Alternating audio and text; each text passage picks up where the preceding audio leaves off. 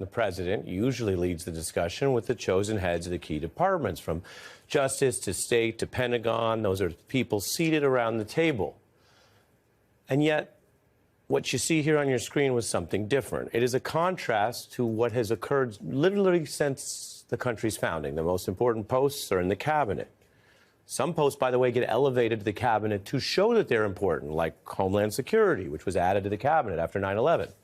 Others are removed over time, like the post office. But as you see here, and I'm going to leave this on screen just for the visual of what happened, the first part of today's cabinet meeting was dominated by a non-cabinet official. And because he's not in the cabinet, he was not seated with those other officials. He's just standing there, the billionaire special employee, Elon Musk, not elected to a position, not confirmed by the Senate like every other member of the cabinet at the table. So this already was something very different, and it comes amidst growing concern from Republican lawmakers and Democrats, from people at town halls, including in red districts, from experts and other critics about these Musk cuts and how they affect your safety and your life. So there is something very serious alongside the visual. And so before we go any further and people talk about what's happening now and whether it should be happening, we want to show you how United States cabinet meetings have functioned throughout our history across both parties. As you can see, we're about to have a cabinet meeting, the primary purpose of which is to discuss the budget negotiations that will be going on now until the end of Congress. We just had a very productive cabinet meeting. There's little time left before the Senate and the House goes home. But we're optimistic a lot can get done between now and then. Part of the reason that I wanted to bring the cabinet together today is to underscore for them my belief, I think shared by most Americans, that we can't wait for Congress to actually get going on issues that are vital to the middle class. As a baseline, that is just what the cabinet meetings always look like. The president with his cabinet seated around the table for the cabinet meeting. Today, instead, you had an unelected billionaire filling or forcing his way into center stage, upstaging the actual cabinet, which defines a cabinet meeting, and then continuing on to make the case for these cuts to, remember, different agencies and departments led by the people chosen by the president, confirmed by the Senate at the table. So this is the first time we've actually physically, visually seen it. And what Musk did today, now with that history I will show you just a little bit, was mix in his non-cabinet perspective or opinion, if you want to call it that, on the cabinet Trump chose. That itself is odd because unlike these individuals who, whatever you think of them, did go by the rules through the Senate vetting, co-equal branch of government to get into the White House and serve their post, unlike all of them, he's just here taking charge, talking, standing over them, the body language somewhat obvious, and then acting like his opinion of the cabinet matters. He is the self-appointed outside auditor or reviewer in the room. President Trump has put together, I think, the best cabinet ever. This is an incredible group of people. I don't think such a talented team has actually ever been assembled. I think it's literally the best cabinet that the country has ever had. Musk applying that public flattery in this setting with the cameras on that will play out in the traditional press and online. And I've told you, we will fact check, we will give you context, but we will also show you what's happening. So there you saw some of it. But Musk knows very well the coverage that Trump covets. And so by saying that set of words in that environment, he's trying to help get Trump what he wants. White House aides, meanwhile, are pressuring and changing and trying to distort what would be independent press coverage. The White House trying to control access and pressure outlets to, in their view, say what the government demands or get booted. That's pay for play. That's transactional. In many societies, that would be considered blatantly corrupt. For example, the nonpartisan AP has always covered the White House, and they're being pressed and limited for their access if they don't say the words the government wants. By the way, traditionally conservative movements are skeptical of the government trying to tell you what you hear or what to think. Here, maybe it's just not conservative. It's just MAGA demands. Say these words or get kicked out. As for the remainder, we can show you, and this is important as part of our coverage tonight, how the Trump-aligned, more friendly media are responding to these pressures and the assignment. First of all, did you ever imagine that you would be press secretary to such a dynamic president? The Harvard poll that came out had you up 9+ points, and all of your agenda that you ran on, you're accomplishing that. You got the support of the American people, including stopping the war in Ukraine. If you can comment on the latest Harvard poll, I'd appreciate that. Just came in. Somebody sent it. I said, this was sent in by a fan. And I know him well. He's sort of a stiff. I said, Brian, you're not a stiff. Always say yes to the president. Always say yes to the president. Would anybody... Throwing hats out to the crowd because some in the crowd want the hats because that's how cozy it is. Now, again, the hypocrisy stories write themselves. A lot of these same folks had their criticisms of what they said were traditional or mainstream media being what they called too solicitous or friendly to other administrations, Democratic or otherwise. And you never saw that. I mean, you never saw any reporters from the AP ask for hats from any administration because it's way past the line of being neutral. The fawning praise that you saw here, some of it may even approach a kind of self-parody. It was actually satirized in the past in general, not obviously this specific example, but the tendency of this type of thing in politics by The Simpsons, a famous episode where Homer's very rich boss, I don't know if he was a billionaire, but he was a very rich guy, you might remember, Monty Burns, running for office. And Lisa gets roped into reading a question that was planted by that rich politician's team.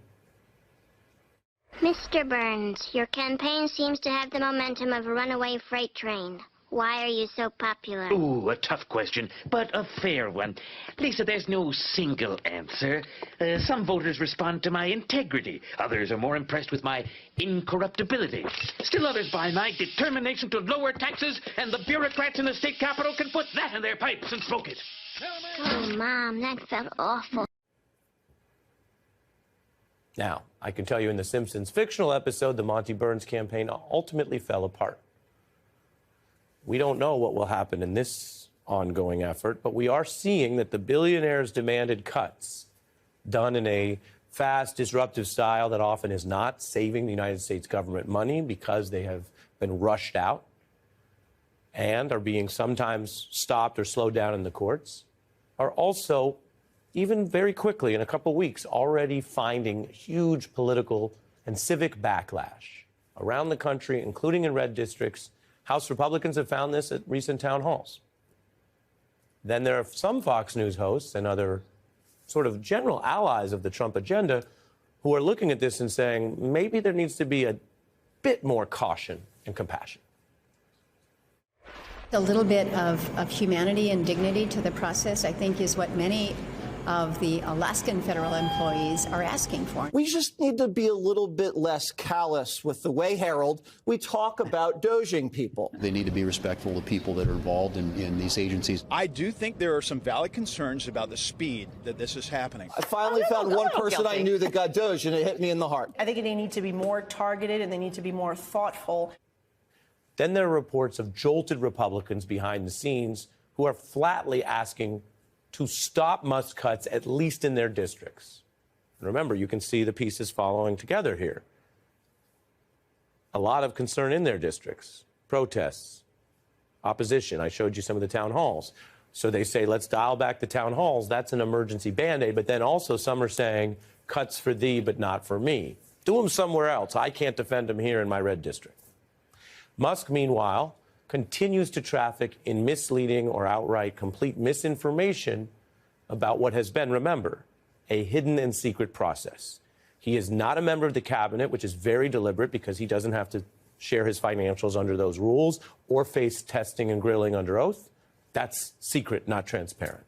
He's vowed to hide his own financial information with Trump, a tradition that Trump has done. That's not against the law because he's using this special loophole as an employee rather than a member of the cabinet while he lords over the cabinet today. Keep those facts in mind as he falsely talks about transparency. We bring the receipts. So people say, like, well, is this real? Just go to doge.gov. We line item by line item, we specify each item. So, and I should say, we will make mistakes. We won't be perfect, but when we make a mistake, we'll fix it very quickly. So, for example, with USAID, one of the things we accidentally canceled very briefly was Ebola, Ebola prevention. Just Ebola, and now we're back on it, is what he was getting at there. And you could see the cabinet sitting through this, again, at a cabinet meeting. Donald Trump, the president, could hold a meeting about spending and cuts. He could hold an efficiency meeting, whatever they want to call it. This was a cabinet meeting, and Musk takes over quite purposefully. He's referencing, of course, one of the errors they made. The site he referenced has just put up false information. It doesn't appear to be operating the way more reputable parts of the government historically operate, with vetting and career data officials working on stuff. Like if you go to the Bureau of Labor Statistics, instead, he's got these headlines that basically talk about how they're just putting up false information. Musk, for example, talked about huge savings in Social Security that weren't true. 40% of the contracts they've pulled generate no savings, meaning they're canceling things which affect government services, but it's already paid out. You take it all together, and you have a cabinet meeting, the first of this term, dominated by a non-cabinet member, offering misinformation about a bunch of program cuts that not only did no one ask for, but even Republicans are saying, please, if that's Elon Musk's help, don't do it in our district. No help wanted. Andrew, what did the Chief Justice do? Sure. So this is funding that's USAID funding. This is something that's committed by the agency to all sorts of good and sufficient reasons to have it go out, and it's committed funds.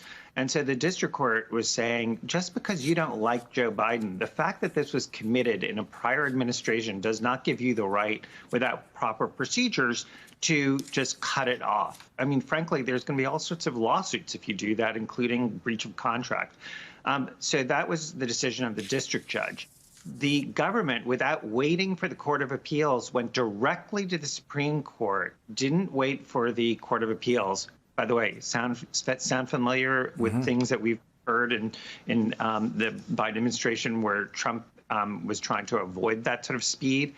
I mean, and so here, anyway, all that Chief Justice Roberts did is pause this.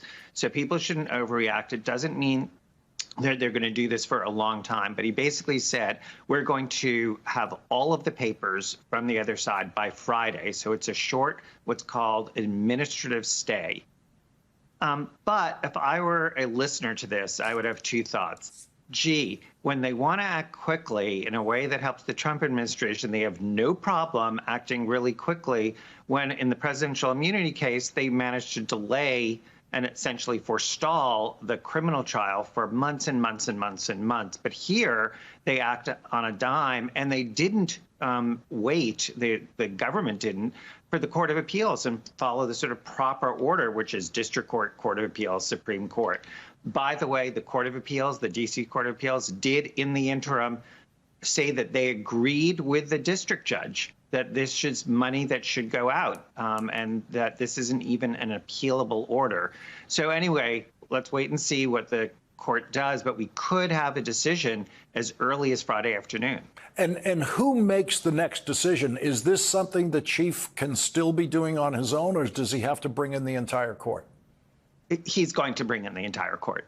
This is one where he will not on his own issue some sort of stay other than this short administrative stay. We're going to see the whole court weigh in on this.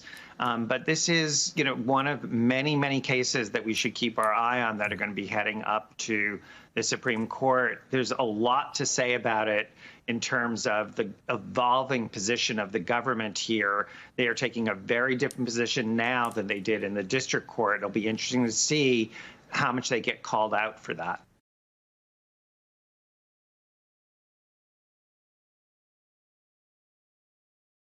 Joining us now, we have NBC News national affairs analyst and a partner and chief political columnist at Puck, John Heilemann, co-founder and CEO of All In Together, Lauren Leader, and Vanity Fair's Molly Jong-Fast is still with us as well. So, Joe, where do we begin?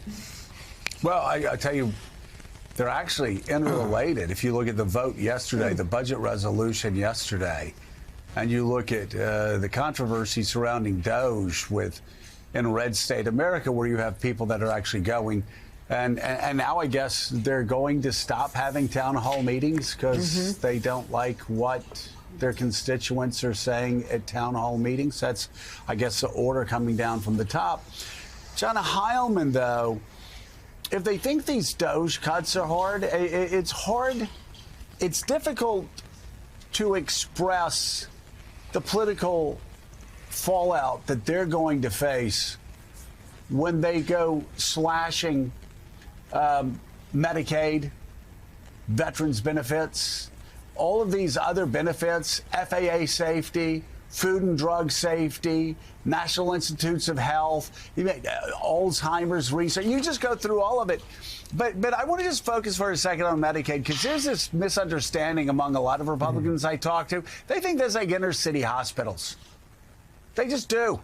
They don't understand that cuts to Medicaid savage red state America the most.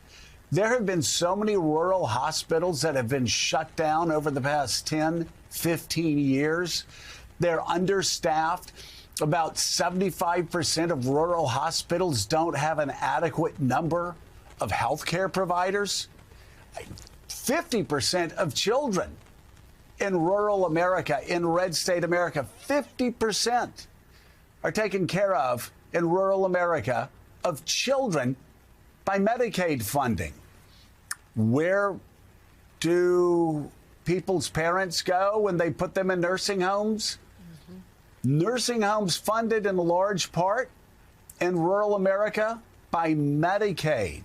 Like, these cuts they're talking about are going to savage red state voters, children, the elderly. And why? Because they have to pass Donald Trump's tax cuts for billionaires and millionaires. It's just not a good political equation for them. This is not a winning hand for any party, let alone this Republican Party. Well, yeah, for any political party, Joe, you'll excuse me. I've woken up with a frog in my throat. If you can't understand me, I'll shut up. I may not be able to speak. They're walking into a political buzzsaw here, where if they think that the pushback they've seen so far at these town halls has been problematic and it has been so bad that they're shutting them down, you can't imagine what they're about to hit when they try to cut $300 billion out of Medicaid, which, as you said, touches both red and blue states and districts alike. It is going to be, I think it's going to be politically impossible for them to be able to make that level of cuts. And that's where we're headed in this debate. Sorry. Well, I mean, yeah, no, that's okay. And you saw, Molly, you saw the Congressman Lawler, Mike Lawler, talking about no cuts of benefits for Medicaid recipients. They're not going to be able to pass this budget and fund Donald Trump's tax cuts for billionaires, millionaires, multinational corporations, the richest Americans. They're not going to be able to extend those tax cuts without slashing Medicaid. And they basically said so in the outline of where this money was going to come from. That not only impacts, I talk about red state America. Red state America is not just in Kansas or Wisconsin or central Pennsylvania. That's also where I lived for a while, upstate New York. Yeah. And that's something that a congressman who may want to be a governor of the state of New York is going to be thinking about. And there are a lot of other Republican congressmen and congresswomen that probably understand all too well that these cuts are going to hurt red state America as much as blue state America.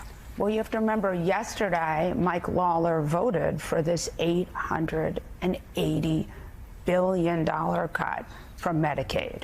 So the question is, that's quite a lot of money. It would be over 10 years, but it's still quite a lot of money. And I think, from what I understand, and I talked to Leader Jeffrey's office yesterday, and they, their message to the members of Congress is that they should go out and fight this thing. And what they're seeing in town halls on the Democratic side is a lot of anger and action, and you even see this with the polls, right? This is not something that is popular on any way, shape, and form. Well, you see it at the town halls, but they don't want to have them anymore, which I think is a way of actually sabotaging these Republican members of Congress who need that feedback to know where they stand so they can represent, Lauren, the people who voted for them. Yeah, well, they did this. Let's remember this happened in 2016, right? When many organizations, really kind of pulled people together to show up at town halls and organize around them, and they shut them down then too. And then the people just showed up at their offices and stood outside day after day after day demanding why they didn't hold meetings. And by the way, several of the representatives, including Congressman Frillinghauser in New Jersey, lost their seat immediately after that. That was someone who'd been in Congress 30 years. Wow. He lost his seat after he refused to meet with his constituents. We were in Texas this weekend and did a training for women, low-income women in that community, many of whom are served by the very benefits we're talking about. We had 250 women show up at the Houston Food Bank to get trained on civic and political leadership because they are seeing the effects, even already, of the cuts. Folks who've lost their jobs, et cetera, are extremely concerned about the future. And I think, while it felt a little slow in the lead up the last few weeks, this sense of paralysis, there's no question Americans are really waking up. And, the political cost is real, but I just don't want to lose sight of the human cost. Already just the frozen, freezing government spending. Story today about a young child with cancer whose treatment has been halted because NIH is not getting the funding that was required for his clinical trial. I mean, there are thousands and thousands of really human impacts. And I think it's worth just thinking about for a minute, when you cut the federal government, 30% of federal employees are veterans. Yes, there is that angle as well. Joe? Well, you also have, of course, proposed cuts to the VA, which I'm sure is going to be part of this equation, too. Yeah. We have an extraordinary crisis right now, and it's a crisis that Republicans don't want to talk about. It's a crisis that Democrats haven't talked about enough. It's a crisis both parties haven't talked about. And that is something we've been talking about nonstop for 18 years on this show, and I talked about my entire adult life. We have a debt crisis. Right now, the United States is $36 trillion in debt. Right now, you have people running around holding up chainsaws saying, we're going to cut government. Well, they're talking about, as Axios reported, just drips and drabs of government spending. $36 trillion. The Congressional Budget Office says that if we keep moving in the direction that we're moving in, if Republicans pass this budget, we are going to add another $20 trillion. Another $20 trillion to America's debt. That will cause a meltdown. We've been warning about it for a long time. That will cause a meltdown. Republicans are only the party of fiscal responsibility when Democrats are in the White House. And as I've said before, Mika, it's very hard. It's very hard to balance a budget. It's very hard to be responsible. But you do it with subcommittee hearings, and then you do it with committee hearings, and then you do it on the House floor. You do the same thing in the Senate. You work together, and nobody's going to be happy.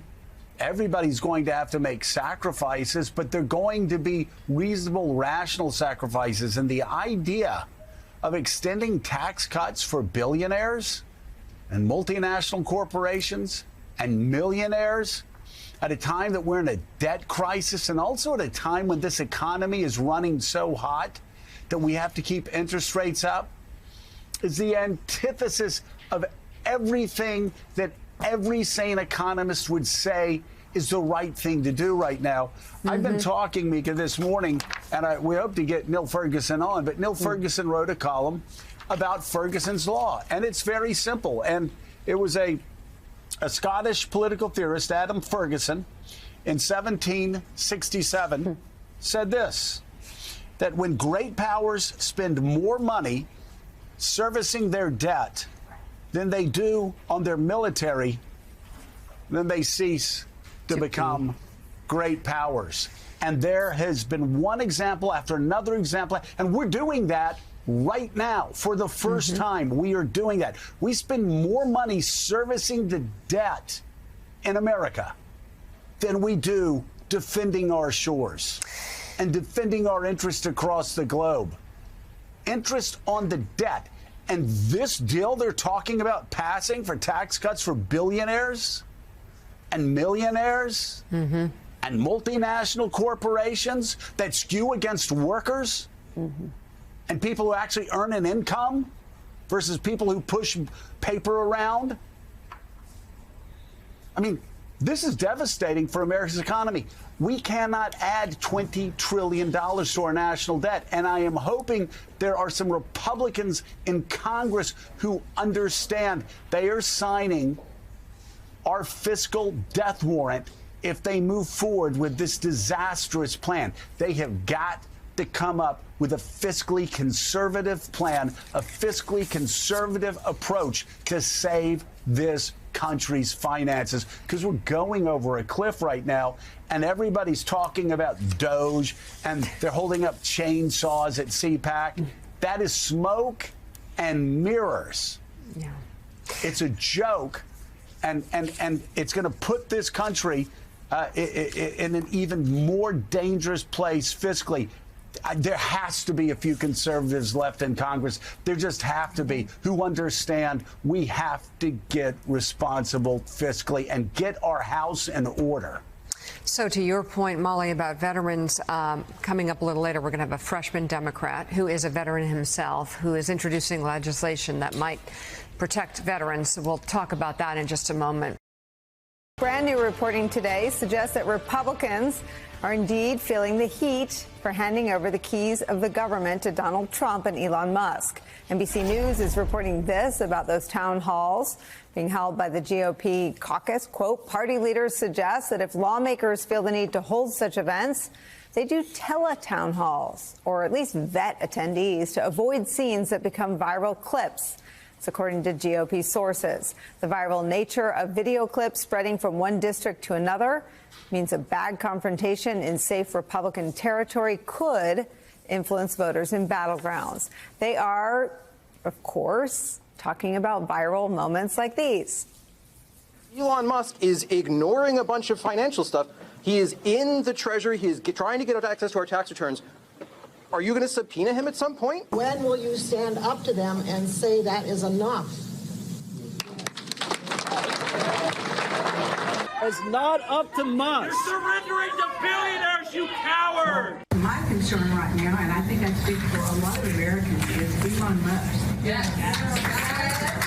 I take education very seriously. I think AI can be transformative. What are school lunches? Why is this being jammed down the pipe so rushed and sloppily? So, use a scalpel.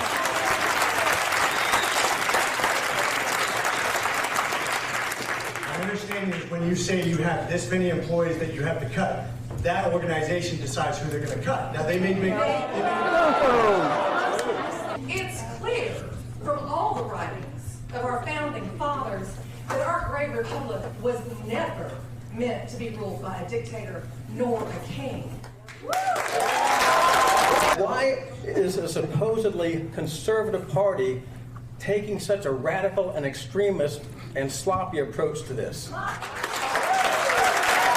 If you're going to just yell at me, that's not going to be an effective tone. Yeah, we want to be effective and controlled, because if everybody's yelling, it's not going to be an effective tone. Can you talk to us like actual people? Instead of like we're idiots. Quote, but we're pissed. They feel that way in ruby red Republican districts. All across the country, GOP members of Congress are being confronted by their own constituents, their own voters, largely over this chaos greenlit by Donald Trump, but very much carried out by Elon Musk.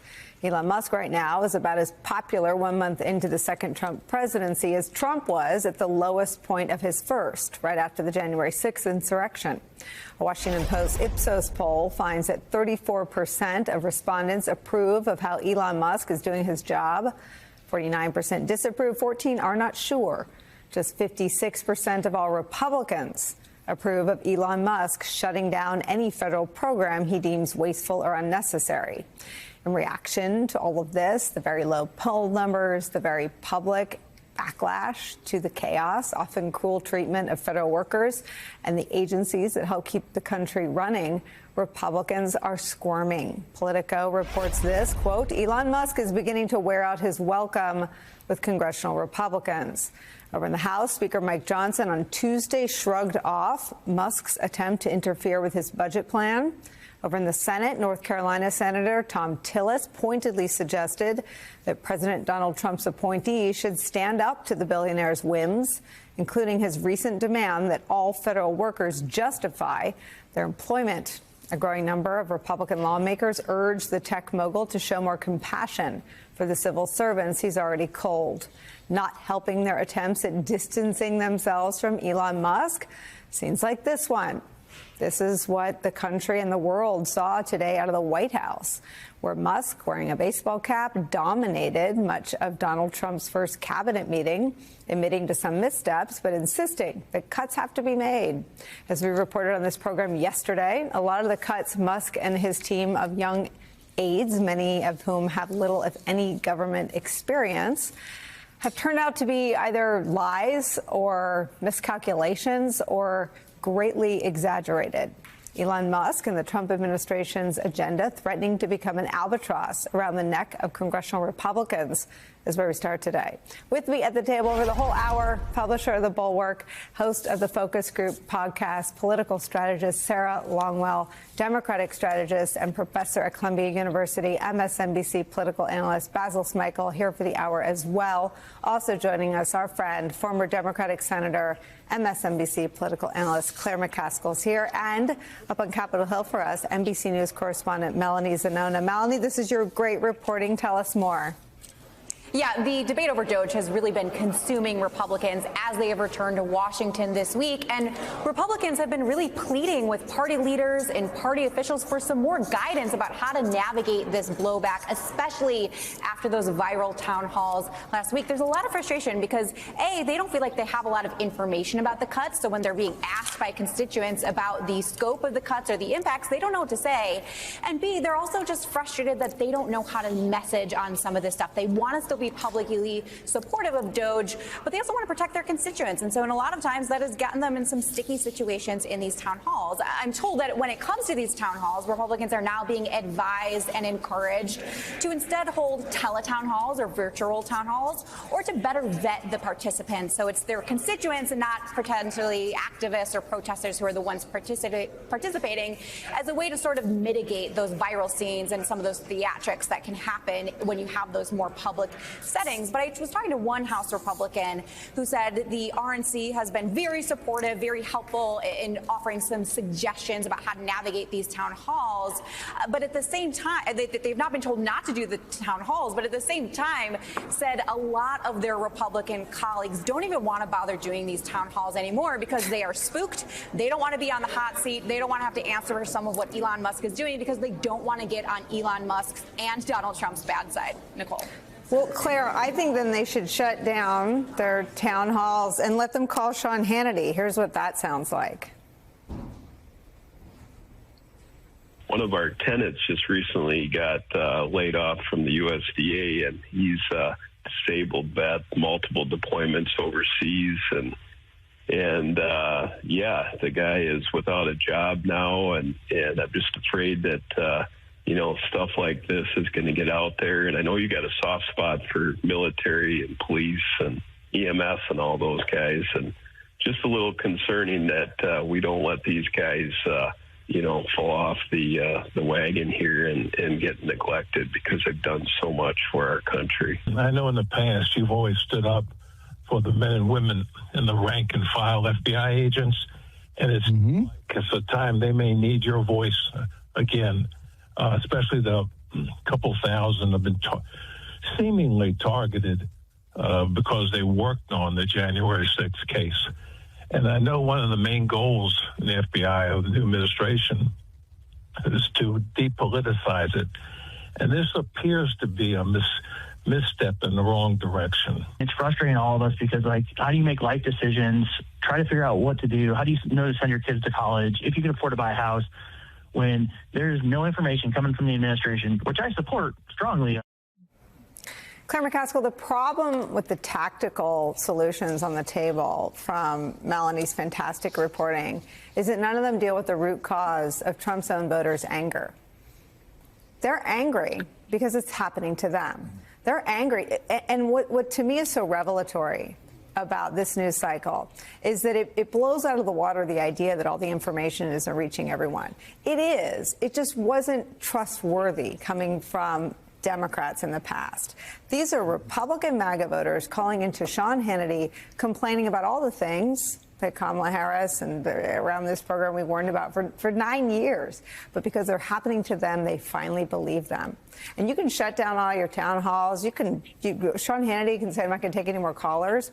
But their friends who've been laid off from the USDA, who's a vet who's, quote, done so much for the country, might, quote, fall off the wagon and get neglected if Donald Trump continues to have his way. And the FBI agents who, quote, did so much for the country, they've been targeted, as these MAGA voters are describing to Sean Hannity. Who knows? That's exactly what is happening. And I'm not sure if any of these folks are the folks in their homes who go to the grocery store and buy eggs, but wait till they see how much those cost. Yeah. Elon Musk doesn't know what he doesn't know about trying to downsize the federal government. There's a way that you could go about this in a transparent, methodical, and competent way. But the way he's doing it is almost childlike, Nicole. It is, with the chainsaw and, the black baseball cap and the sunglasses. And, he thinks this is like laying off a bunch of people on a social media site. These are people from all over the country, and a huge chunk of them are veterans. I mean, veterans make up a big percentage of the federal workforce, and many of them are doing key jobs that people in communities need. And this is just going to keep getting worse because they're not doing this by job classification. They're not doing it by grade. There's a number of different grades of civil service. 1, 2, and 3 are generally what we'd consider entry level. They're not paying attention to that. You could be someone that they've recruited from the private sector that is incredibly knowledgeable about a subject that is very important in terms of American safety, and they're getting rid of them just because they haven't worked there long enough. So it is really silly the way they've done this, and people are upset. But here's one point I want to make. We cannot say Musk's name without Trump's name, because Trump is going to ditch him eventually, and we can't let him do that. He's the one that invited him to the cabinet meeting. He's the president who sat there and let some weirdo in a black baseball cap with children that have mathematical formulas for names dominate his first cabinet meeting. This is Trump's problem, not Musk's problem, and we can't let Trump off the hook. Sorry. It was a chaotic scene on the Hill during a House Oversight Committee hearing yesterday. Republican Chairman James Comer threatened to forcibly remove Democratic Congressman Maxwell Frost after Comer initially barred Frost from speaking for repeatedly calling President Trump, quote, grifter in chief. Here's how that moment unfolded. People like the grifter in chief Trump and President Musk are openly using their public offices to enrich themselves to the tune of billions of dollars. So if we want to look at waste, fraud, and abuse, which I'm down to do, why is there complete silence on the other side of the aisle about looking at the complete grifter that is the President of the United States and the richest man on the earth, which is looking into things like Social Security and different things like that? Why don't we investigate the real corruption? Hold off. Point of order. I reclaim my time. Point of order. Mr. Chairman, point of order. Hold off. Would you like to revise your remark with respect to improperly identifying the President of the United States?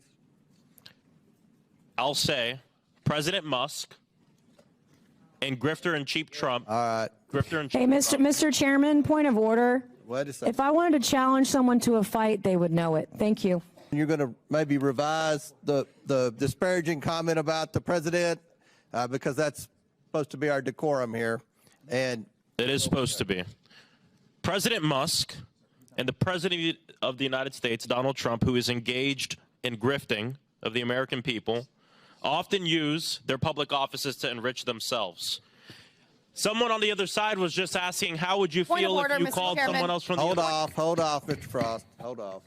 There's a pending motion for disparaging the president. I can say that Trump is grifting. What I will withdraw is calling him grifter in chief. That is what I will withdraw. The chair sustains the point of order, and the words in question are ordered stricken from the transcript of this proceeding. So the member is barred from further participation. Ms. Crockett, insulting people's appearance as well as trying to fight them isn't a problem. Point of order. It's a yes or no. But we're so sad. No. Yes Order. No. Order. That our yes or no. Order. Skip her. Skip her. Skip her. Skip her. I want to say it's despicable that this committee is going to silence me for bringing the up gentleman's words have been taken down. He's not Mr. permitted Frost. to speak for the rest of the hearing. Making millions of dollars. Mr. Ranking Member, I'm going to have the Sergeant at Arms remove him if he doesn't refrain. Chairman Comer threatening to have the Sergeant at Arms remove a member of that committee, Maxwell Frost of Florida. Claire McCaskill, Jim Comer deeply concerned about decorum. He called, of course, the Biden family, the Biden crime family ad nauseum in his long investigation, where by his own admission there was a lot of smoke and someday he was going to find the fire. He also just published last month a book about what he's called the Biden crime family. I honestly have never in my life seen anything so outrageous as that. Now, I know there's a lot of things that are more outrageous that impact Americans' lives every day, so don't yell at me online. But this is really, really bad. What they're saying is if you criticize the President of the United States as an elected member of Congress, we will silence you. I mean, that's a really good way to lose the midterms. I hope that goes viral, because the truth is the only thing we know about what Musk, Trump are doing in all these federal agencies is what he puts on his privately owned social media. He owns it privately. I mean, it is something that he bought for billions of dollars, and now he is lifting it up. The head of advertising for X has threatened advertisers. If they don't start buying ads, there'll be consequences. He's cozying up to China so he can get Teslas in China, and he's running the government. You've got Trump actually selling crypto, and you've got Trump who actually is letting people, anybody, buy this crypto and enrich him without us knowing who's buying it. How many bad guys are? They are grifters.